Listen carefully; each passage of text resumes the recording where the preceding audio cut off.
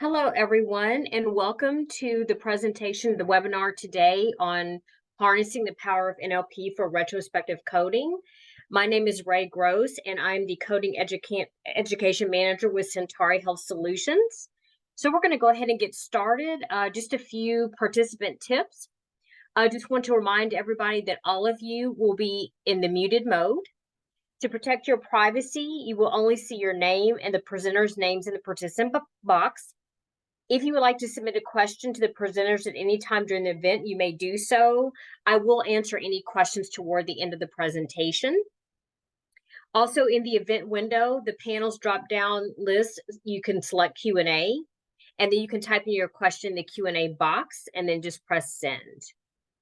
So we will go ahead and get started. Let me just do a little brief introduction of myself. Again, my name is Rey Gross, and I'm with Centauri Health Solutions.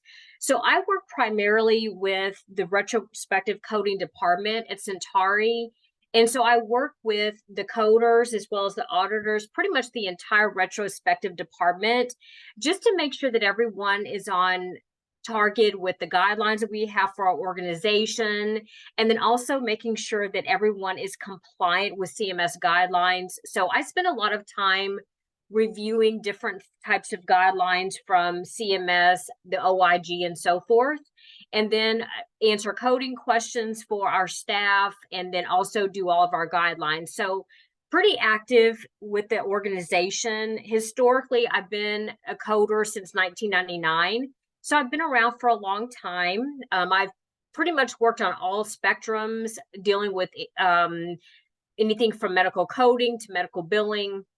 So I have a pretty wide range of knowledge in a lot of different areas, but I really have fallen into the risk adjusting side, which I absolutely love. So we're going to go over quite a few things today. So for our objectives, we're going to talk about the NLP and how that's going to help your organizations with accuracy as well as productivity. We'll also talk about the role of the coder now that NLP is being utilized a little bit more. We'll also talk about improving the accuracy of the NLP, and then why the NLP will never be able to replace the coders as well as the auditors. And then we'll talk about some of the challenges of using an NLP. Now, I do want to mention throughout this presentation, although our organization utilizes an NLP, this is really going to be more of a general topic just to familiarize yourself with the different areas. Also going to be looking at some of the topics as they are just across the organization from the retrospective side. So as you know, a lot of you are from different arenas. Some of you may be with the health plans, some of you may be with the provider's office, and then those of you that are with the risk adjusting side and coding retrospectively. So things can look a little bit different depending on what side you're coming from. But for the purpose of this presentation, we're going to look at things and think about those terms for retrospective coding where we really don't have the ability to query the provider. So that's going to change the dynamics a little bit when we think about NLP. So what exactly is NLP? So the actual terminology is natural language processing. So it's you think about different areas of NLP. So basics, it's a form of artificial intelligence. Many of you, I'm sure, have heard about Chat GPT, so forth. So we really, within the past year, have moved heavily into using artificial intelligence. So what's really funny is it's not just about the coding aspect or what we do on this side, but some of you may use Chat GPT, and you can ask all different sorts of questions. When we think about natural language processing from a coding perspective, we're thinking about the text that's sitting in front of us. So a lot of what we're going to do, of course, is going to be around that text component. So it can, again, come in different forms. So speech recognition. So if you use there's a lot of different apps sitting out there you can utilize. You can put that voice component into it. And then you also have that text generation where you're thinking about what we're doing. The system is looking at text on paper and they're translating that data in many different ways.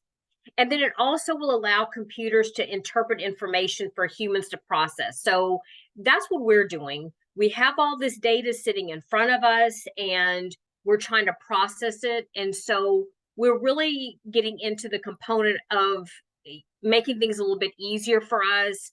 There are some challenges that we will talk about, but NLP is not a new tool. It's been around for quite some time, but it's really heavily moved its way into the healthcare arena most recently. So let's do a quick poll here, just out of curiosity. For those of you that are familiar with an NLP, what is your biggest concern with utilizing the NLP? So is it not enough information on NLP, meaning you don't know enough about it? Is there a fear of overcoding, or is there a fear of undercoding? So I'm interested in seeing your feedback. So I'll give you a few seconds here to go ahead and type in your responses.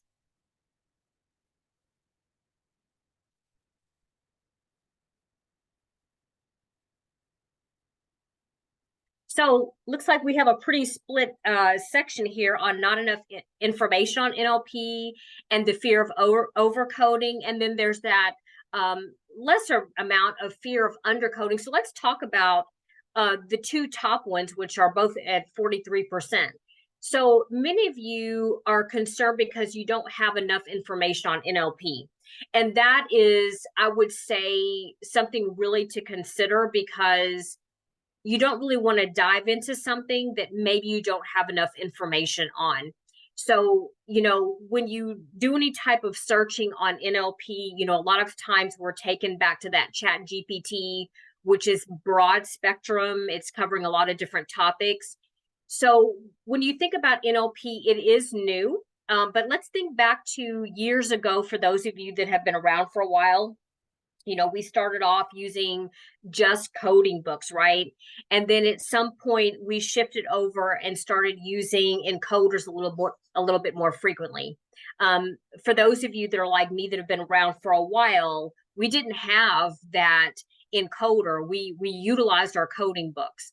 But as time has progressed on, we have moved into other areas, right? So it does take some time for people to adjust, and it is going to take some time. Also, thinking back when we used to look at providers used written formats of documentation, everything was handwritten, and we slowly started progressing into the EMR system. And that was new at that time. So we are at a period where we're making that shift, and it's really going to help across the board as far as processing of data. I think one thing that we have to think about when it comes to NLP and why it's going to be so important, more and more individuals have healthcare now. So it isn't efficient to necessarily utilize just paper records. We really need to have something that can process a lot of data in a short period of time. So, doing a lot of different research on NLP is going to be key, but it's something that you should not be afraid of. So our next biggest, which was equal at 43%, was that fear of overcoding. And I can completely understand that, because the worst thing we want to do is some form of overcoding. We think recently the OIG is really targeting providers on overcoding. So there's a big concern that when you're utilizing an NLP, it's going to start bringing a lot of data in that really isn't something that you would want to code for. And actually, a little bit further in the presentation, we're going to talk about some of those challenges and how to overcome. And then a small amount of you have that fear of undercoding. And I would think that's because when you think about an NLP and how most of them operate, you're not going to find that undercoding. You're afraid it's going to look for too much. And so we're going to talk about some of those challenges and the way to overcome some of this. So the first thing I would like to talk about is NLP and accuracy. So I'm talking about just the program itself and what that does. So there are some different pros as well as cons. So let's talk about the pros first. So first is the ability for the NLP to locate conditions possibly missed by coders. So you always think about, when someone is reviewing something, they should see everything. Coders as well as auditors are trying to work through a lot of records in a period of time. Most organizations utilize, have productivity. So the coders are trying and the auditors are trying to get through a lot of data at once.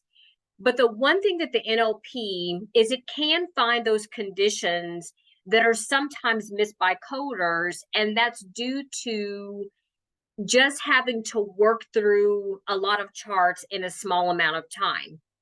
So the NLP can look for a lot of conditions and will recognize and highlight a lot of the conditions that a coder may miss just because they're looking so quickly through a record. We all know that coders do not necessarily have the time to what I'd call do a full read of an encounter. We know that depending on your department, some encounters, or depending what you call a chart. So charts are defined by different organizations in different ways. So what I mean by that is some organizations look at an encounter as a 1 to 2, 3 page encounter. Some organizations look at a chart or as maybe it could be 1,000, 2,000, 5,000 pages long, but there's still that productivity aspect that we have to think about. So when coders have larger charts that they're reviewing, they don't necessarily take the time or have the time to read everything line by line. So they're doing a sweep of the record. That's not necessarily something that we want to think about, but that's the reality. So an NLP, when it's programmed, will be able to highlight information that will call that diagnosis to the attention of the coders. So the NLP, and we'll talk a little bit more about the setup of it, but NLP generally, in most cases, is going to highlight portions of the record based on certain criteria. So the coder's eyes will be directed to those conditions that could possibly be missed by a coder because they're trying to navigate through some of those larger records. Also, the NLP is able to recognize coding to the highest specificity.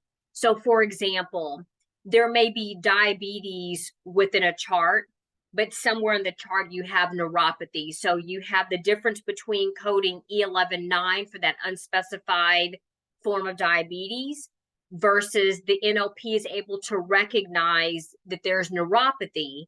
And due to neuropathy falling under the width, and we have that assumed linkage, we're able to code the E1140. So the NLP can help with accuracy because you're going to be finding those more specific codes.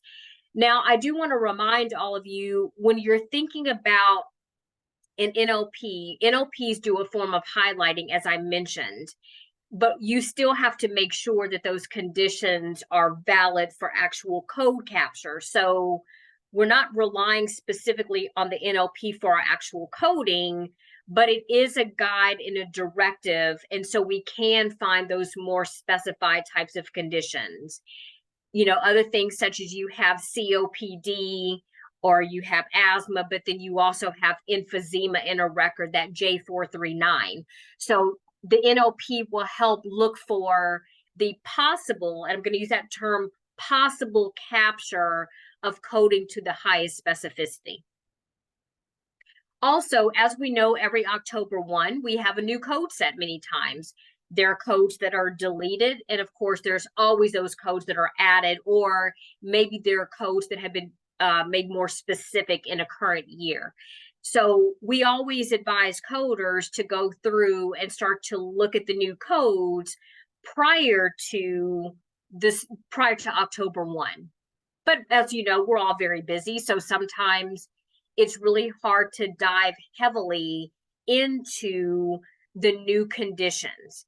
Or there are some of those random conditions that are not seen very often, especially depending on the type of coding you're doing. So we do recognize that there is risk adjusting coding for Medicare plans, as well as our commercial plans, and also that arena of Medicaid. So sometimes, depending on your organization, you may have a subset of Medicare that you do large volumes, and then you may have a small window of time where you're doing commercial coding. So some of the code sets are a little bit different when you shift from one model to another model. So what's really great about the NLP is it's programmed, and so it will help the coders recognize conditions they're not very well known. Thinking about going into V28, there's going to be a lot of code shifts. So when the V28 model comes out, that will really help the coders identify the new codes that have been added in and some of those codes that are no longer going to be valid, right? And again, so it's not just about October 1, but as new models come forward. So going from V22 to the combination of V22 and 24, and now as we shift into V28, the NLP will really help with that. As long as your system is set up correctly, it will help the coders recognize those codes that are either new, and it'll also help them recognize some of the codes they may not have previously seen. A great example of this is going from, looking at pregnancy codes. There's more of them now than there used to be, but also if you have a coder that really didn't work in an environment where they saw a lot of the pregnancy codes, the NLP will help them with that process. So it definitely can help with the accuracy component. Again, the NLP is not coding for you, it's still an assistance, and we're going to talk a little bit more about that again as we move through. So what are some of the cons that are associated with the NLP? But there's always a pro and a con to everything, right? So when we think about the cons, it may sometimes highlight a condition, and right before the highlighting, it says ruled out. Okay, so in the outpatient setting, as we know, we're not capturing for those ruled out conditions. So in that case, it's really going to be up to the coder to look thoroughly at the documentation to see if that condition is truly something that should be captured. Because as we know, sometimes, depending on documentation and how things are written, things should not be captured. So as you're working through the NLP, sometimes things will be highlighted or will be marked, and it doesn't recognize the ruled out, and it will highlight something as if it should be captured. Other cons when it comes to accuracy is it may mark condition with negative statements, or even sometimes there could be the negative sign in front of it, indicating that condition is not present. So that is another challenge when you're starting off using an NLP and you're thinking about accuracy, is it will mark negative statements. So it may say patient does not have diabetes, but only the diabetes is highlighted. So that's something that we all need to make sure we're aware of and we recognize, so we're not coding things that we should not be. And that leads back to my polling question, or your responses to that overcoding. One thing that most people don't think about when it comes to an NLP, this would be whether you're utilizing a vendor. Some of you may opt to use a vendor for your NLP, or you may have invested and you may have decided to build your own NLP in-house. In any form of the NLP that your organization wants to utilize, it will have to be taught in the beginning. So the NLP is fed data, but once you're getting into the different records, especially if you're working for an organization that is working across multiple health plans, the records look a little bit different, of course. So the NLP has to be taught. So for example, going back to those negative statements, going back to the rule out, the coders in essence are going to be teaching it along the way. So some of this teaching is going to be in the process of the coding. This information also needs to be shared back with the vendor if you're utilizing a vendor, to let the vendor know of some challenges that are being faced during the process of the coding. So initially, you may find the highlighting of a few items that are not what you would expect to see. You may find that at some points, it's highlighting things that don't quite make sense. Let me give you an example. MI.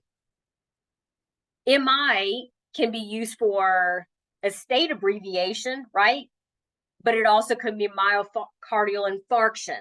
So I've worked actually with a few different types of NLPs, and initially, until the system is taught, it will see MI and it knows the abbreviation, so it will highlight it until you teach it that in certain areas of the record, that is actually an abbreviation for a state, not a condition.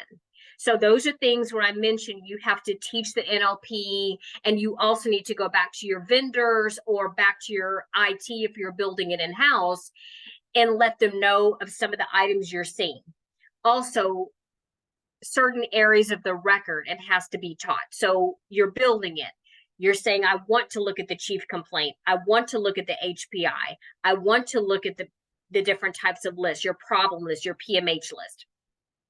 So as you're going through the process, you may need to tweak things a little bit. And a lot of this is going to be driven by your coders and your auditors to teach the NLP. So that is one of the biggest challenges when you think of when it comes to accuracy, I would think, is that teaching component, but having the patience to know that as you teach it, the longer you're using that NLP, the more it's going to work for you.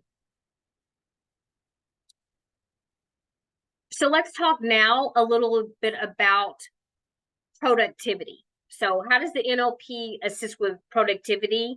There's some pros and some cons of that as well.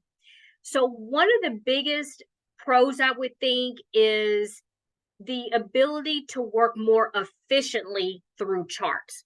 So when we talk about working efficiently through charts, as I mentioned, you're going to build your NLP, whether that's, again, through your internal IP department, or maybe that's through using a vendor that you're working with. And you really have to research your vendors up front. Ask them a lot of questions, ask them what they can do, ask them, how do they work with you to make sure that all of the data is correct or is built the way that you want it to be built, whether you're using your own internal guidelines or whatever guidelines that you have in place for your company. So once it's built, you will be able to work more efficiently through the charts. Maybe you don't code from the review of systems. You don't code from the ROS. So it will not look at the ROS. The NLP will not look at the ROS. You will not expect to see any highlighting in the review of systems. So you can get through those charts much faster, which will speed up the productivity for the coders. As we know, coders and auditors, again, work on accuracy as well as productivity. And there's that fine balance of how to do both.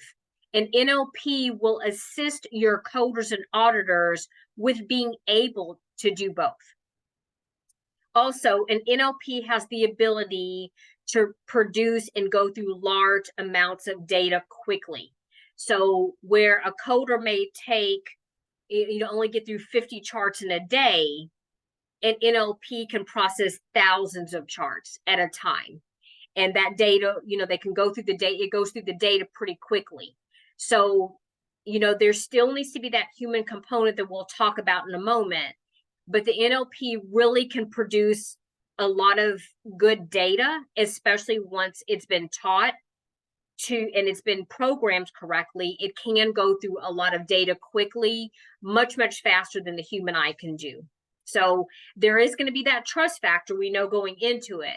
But once we get past that trust factor, it's going to be a lot of smooth sailing for everyone. So this would be from those on the health plan side, receiving the information that you need, providers' offices as well, and then even for the retrospective departments as well that are working on the backside.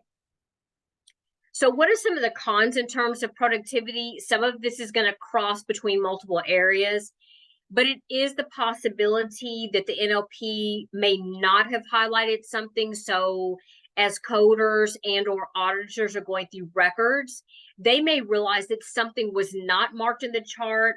So the coder may have to spend more time looking for the correct code to capture. So there's going to be that component of going back to an encoder that's being utilized to look for those excludes 1 and excludes 2. Remember, an NLP doesn't know the difference between excludes 1 and excludes 2. So especially the excludes 1, where 2 conditions won't be coded together. So the coders are still going to have to piece together certain things. Now, an NLP can be taught to find this information depending on how it's set up on the backside. Or I should say on the front end. So it can look for certain things, but a coder's eyes are also going to be needed to make sure that you're looking for things that were missed, maybe accidental highlights that were missed. Maybe if this system wasn't updated appropriately, for example, again, as we move into V28, maybe something was missed. So it's going to be really important to make sure that the coders are looking for information and may need to do that additional research in either an encoder or a physical coding book. Also utilizing the coding clinic. As we know, the coding clinic is updated quarterly. So the way that the NLP is set up may need to be tweaked as well. So it's going to be really important to make sure that your IT department or whoever is setting up your NLP is being kept abreast of any changes that come from the coding clinic and things like that as well. So depending on your system setup, it may slow things down a little bit at first. So don't expect to implement an NLP and see this immediate shift in productivity and accuracy. That is not going to be the case, and you will be a little disappointed. So working on the retrospective side of coding, there's those challenges that when you're working retrospectively, these charts have been coded a year ago, for example. The provider saw that patient a year ago. If you're working for a department like Centauri, you're not able to query the physician. So you're only coding what's sitting in front of you. So as the system is the NLP's learning, it's gonna slow things down briefly, and then you will see that increase on the backside. So I think the biggest takeaway is don't expect to have an immediate impact on productivity initially. It's going to take a brief period of time to train the NLP, to educate the staff how to use it, how to get feedback to either your vendor that you're using or your internal IT department.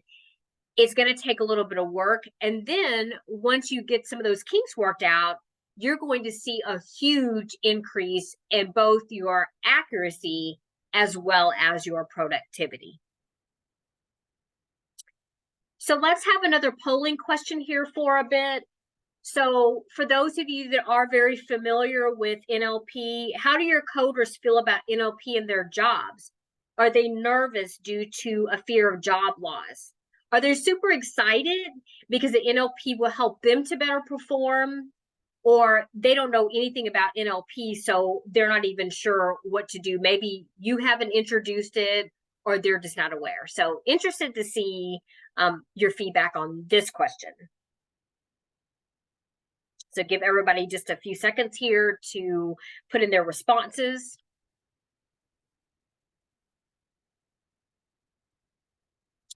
So our highest number here is fear of job loss, and second place is not knowing anything about the NLP, and then the excitement to perform better. So let's talk about our number one concern, which is going to be that nervousness of fear due to job loss. That is one thing that I would share with your staff. There should be no fear, because an NLP, as I mentioned, is not going to be able to replace the coders or the auditors. And we're going to talk a little bit more in depth about this in a little bit, that you're not going to replace all of your coders. Now, there may be a shift in positions possibly, but it's definitely a tool that is going to need some work. And it's not going to replace by any means. It's going to help the organization as a whole. So as we know, coders work really hard to make sure that they're getting through all of their charts in a timely fashion, right? We get to the end of a project and there's a little bit of a panic. As I mentioned earlier in our call, that more and more individuals have access to healthcare than we've ever had before. In addition to that, many individuals they're aging. We have more commercial plans available now. There's a lot more risk adjusting on the Medicaid side. So more and more providers are stepping into risk adjusting. So whether it's Medicare, commercial, whatever the case may be. And previously, there hasn't been, I don't believe there was enough coders to be able to take on the work, right?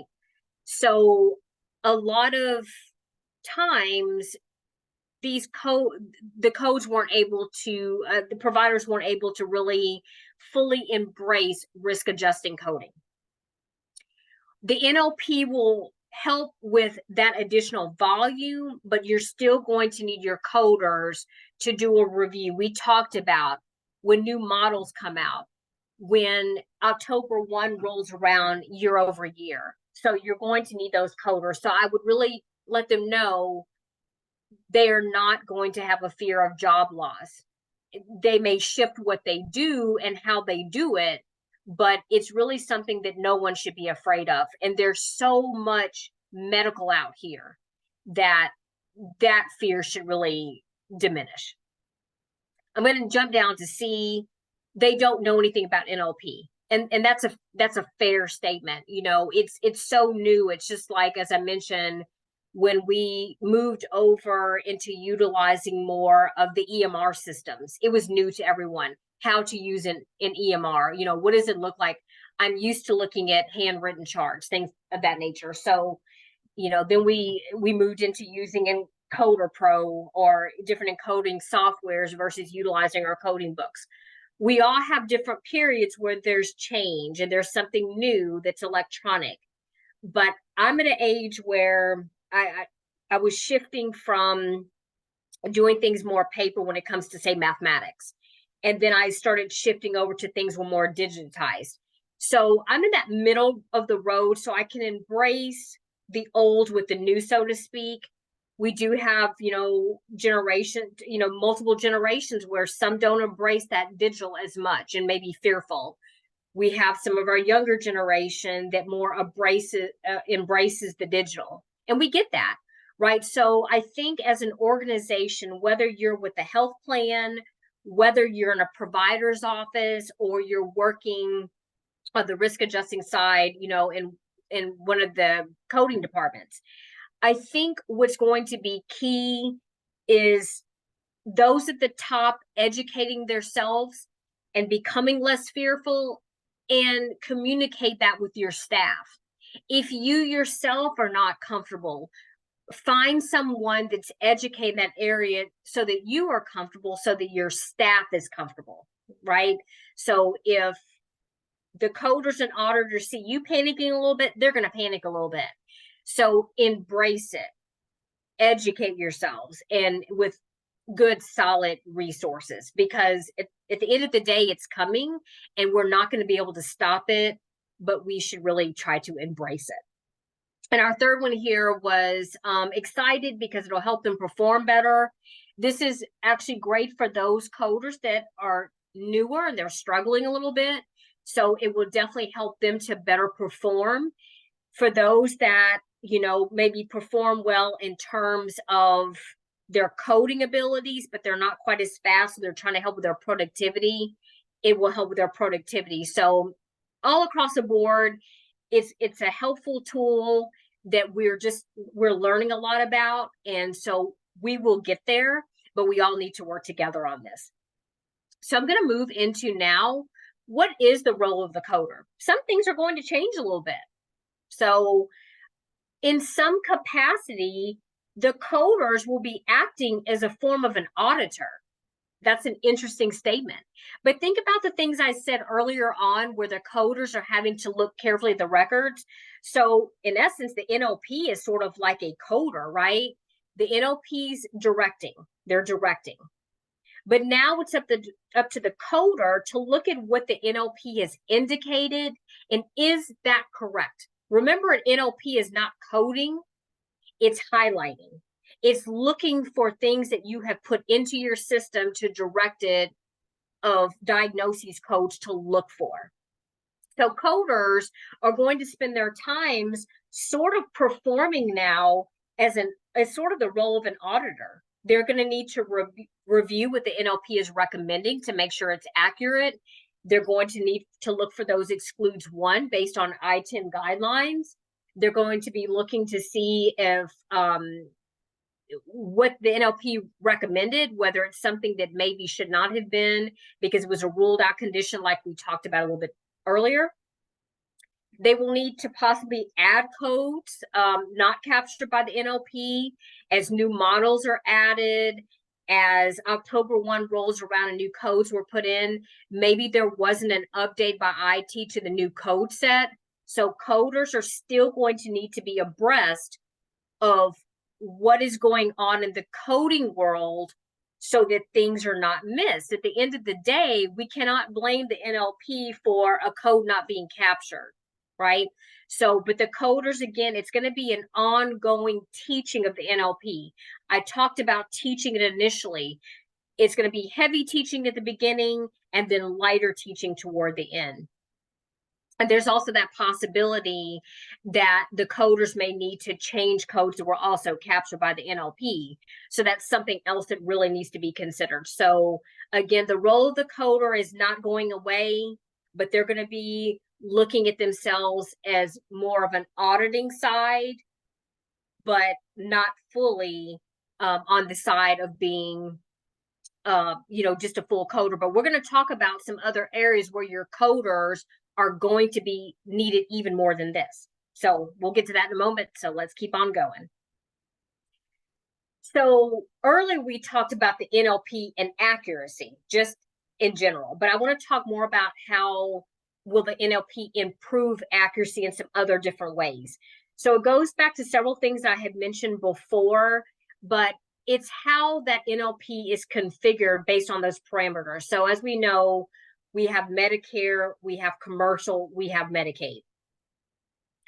When you make the decision to utilize an NLP, you have to think about several different things. Some organizations are focusing on risk adjusting for Medicare. That's what their focal point is.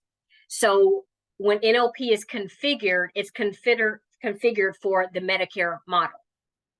Some organizations work primarily commercial, maybe, for example. So it's configured for commercial. Same thing with Medicaid. You do have some organizations that work across all three models. If that's the case, you need to make sure when you're setting up your NLP and doing those configurations, you're looking heavily at making sure the correct models are loaded and you're setting your parameters for your different projects so that your NLP is highlighting and recognizing the correct code set.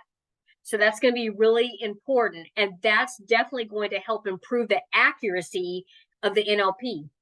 Because if you have the Medicare model loaded, but you're working on, charge for commercial, that's going to change the accuracy and is going to cause some frustrations across the board. So make sure that you're thinking about what models are you going to utilize if you have not already chosen the NLP or you're in the process of that, set that up. So thinking retrospectively, okay, you have to think about all of these things even retrospectively for that coding component.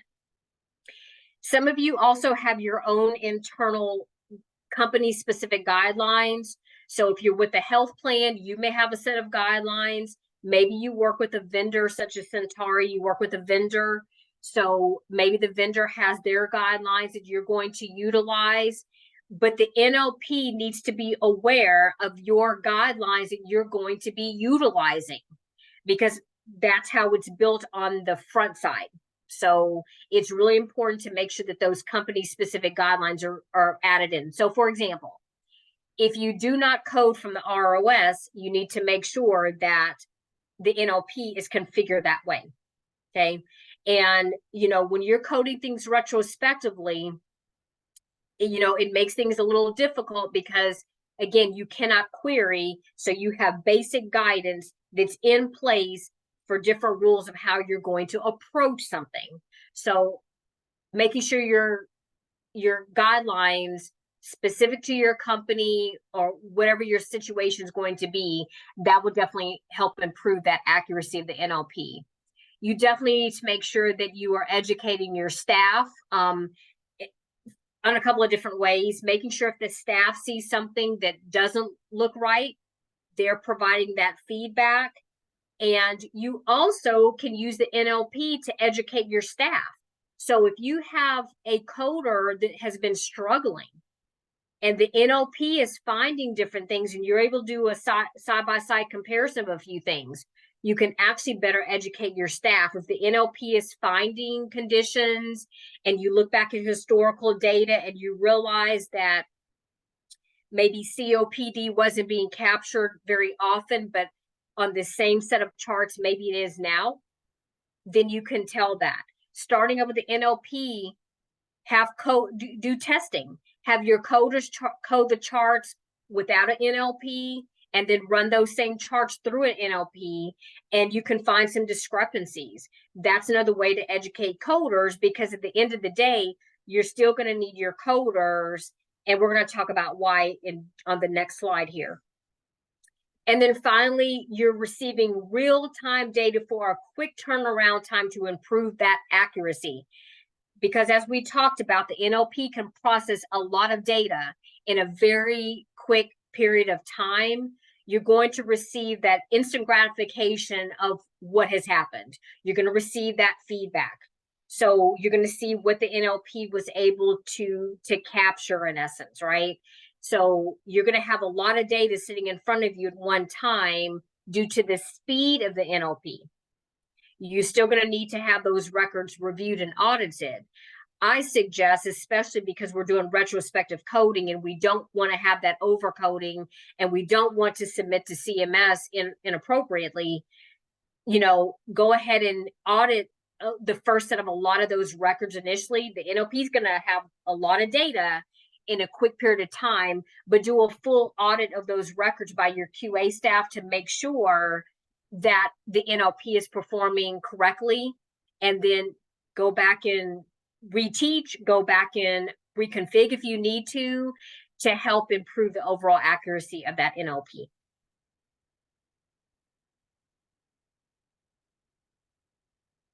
So why will an NLP never replace humans? There's a few different reasons here.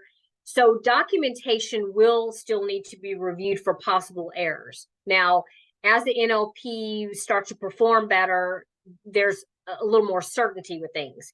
But you are still going to need those auditors to complete a full review of those charts after they've gone through the NLP.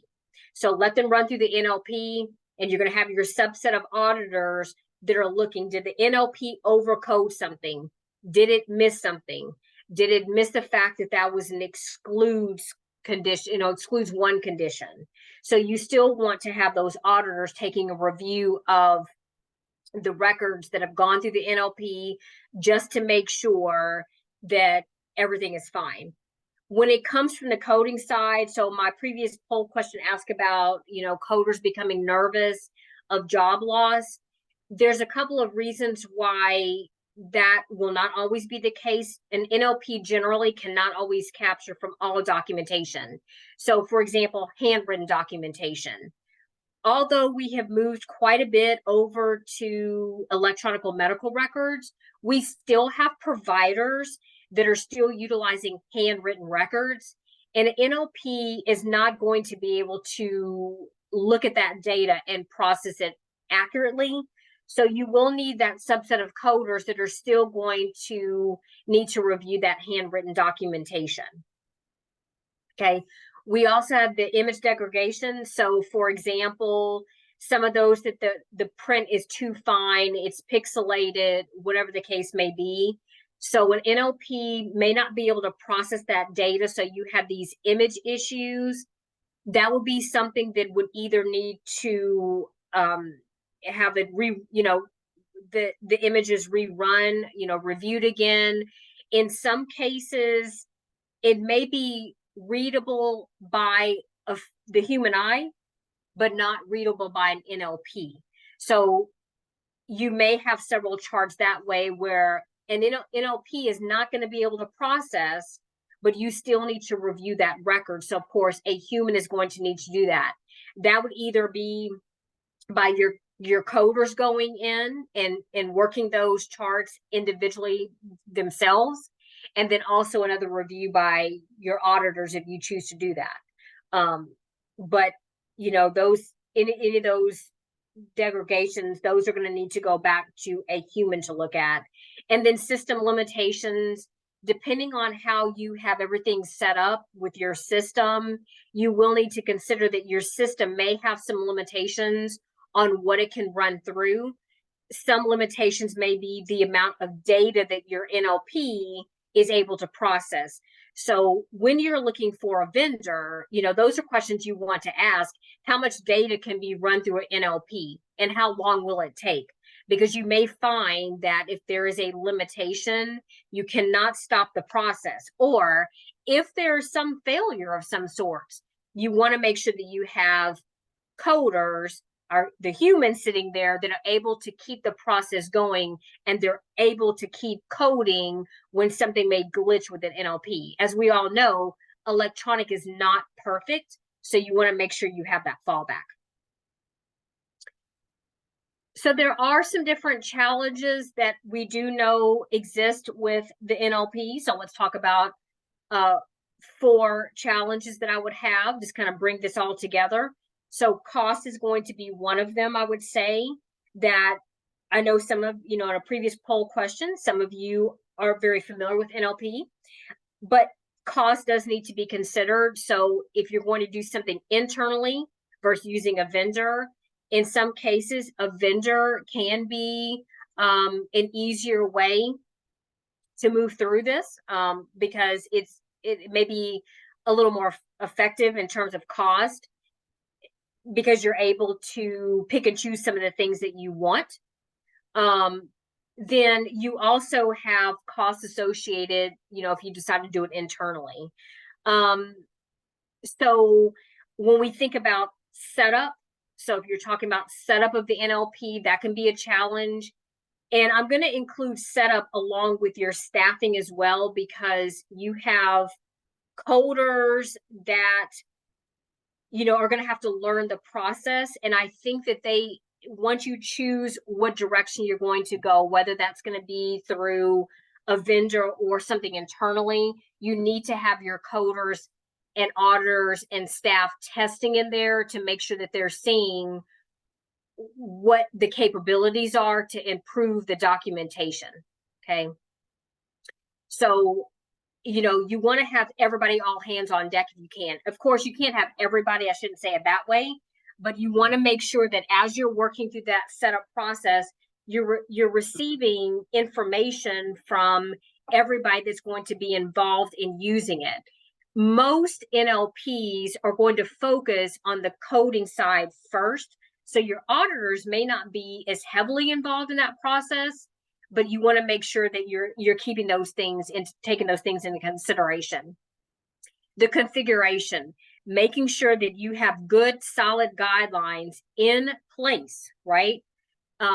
Before you go all in, and making sure everything is set up properly, because none of this is going to be any good if you haven't configured it according to whether you're using internal guidelines or whatever situation you're going to do. So challenge can be configuring it, testing it, and I'm going to go to testing, which is going to go back to configuration. Once you put those configs in, you need to test them in a test environment to make sure that it's working properly. Okay. So there are going to be some setbacks and challenges, but don't let that stop you, because When we think about this from a retrospective side of coding things, and we're thinking about all of the individuals now that are utilizing, medical resources, they're seeing the providers, they're seeing the doctor, medical professionals more than ever before, we have to keep up. And the only way that we're going to be able to keep up is by utilizing some form of an NLP, that natural language processing. It's something that there's going to be a progression into it, but I don't think we're going to be able to escape it. We weren't able to escape EMRs. And I remember years ago when I had providers that I worked with, they did not want to use an EMR, but they had no choice but to utilize an EMR to be able to keep up. There became a point where, although this is billing related, we think for any of you that are older, may or know anything about billing, you may have heard the CMS 1500 claim forms. They used to be mailed in, right? And then we moved to electronic. If you had a smaller provider, you could still send them by paper, but everything had to move to electronic. I think at some point it's going to move that way. And for retrospective coding and for anyone that is utilizing any form of risk adjusting, it's something we're going to have to embrace. If you're on the retrospective side of things, you're not in the office, you're not able to query, you're going to have to recognize that this is the future of where we're going, so that we can take on more work, so that we can do more. We can, have, relationship with the health plans and take on more volume. Not only take on the volume, it's not about volume, but it's about accuracy. It's about doing it correctly. Okay. So I'm going to scoot over here just for a bit, and I see a question or so that is coming on the chat. I know we're getting a little low on time, so give me just a minute here. And I see a question that has come in the chat. I'm actually going to share my video with you all now. I was wanting to present, so here I am. So question was on the discussion was focused on post-documentation use of NLP. Thoughts on NLP being used pre-visit by vendors, EMRs for providing recapture and suspect conditions for pointing out care during the visit. So, it's a really great tool to look at. NLP is great to use on the beginning side of things to sort of catch those things. Really we use the NLP so that it's improving the coding aspect of things. But I definitely don't see anything wrong with, using it to look for suspected conditions.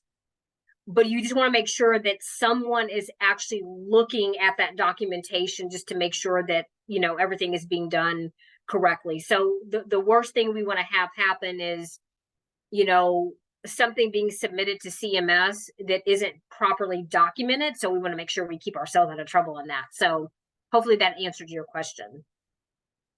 Any other questions? We still have a few minutes left. Is there anything else you'd like to ask me?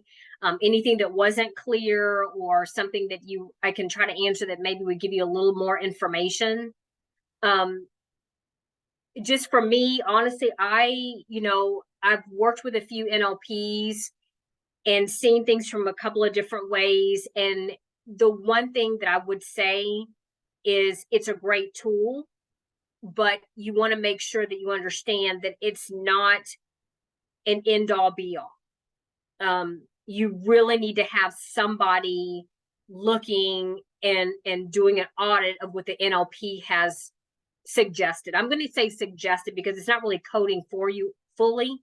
As you have your NLPs for a while, that trust factor will begin to develop and you can trust it more.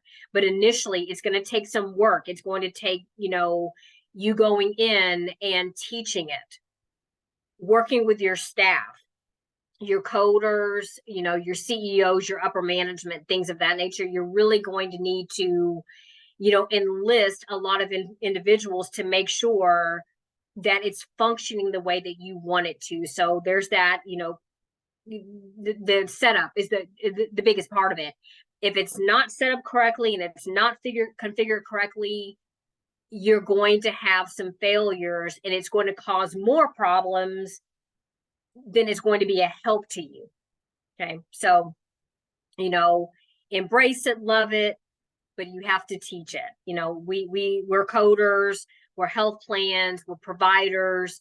No matter what area you're in, we all learn on a daily basis, so learning never stops. And you're also going to be teaching too. So just keep that in mind. So I'm hoping that you found this information informative today. Hopefully gave you a little bit better information on NLPs and just understanding that retrospectively, we're on that backside of things. So we're having to look at things a little bit different, but it's definitely something that whether you're prospective or retrospective, it's something we're all going to see. It's something we're all going to experience. And hopefully this is something that you're able to take away, you can share with your team and utilize it the best way possible. All right. Thank you so much, everybody. And there's also a web survey. So if you would please take the time to answer the survey, greatly appreciated. Again, if you have any questions, go ahead and send those in. I'm happy to answer anything that you may think of later on. But thank you for your time. Appreciate it. Take care, everyone.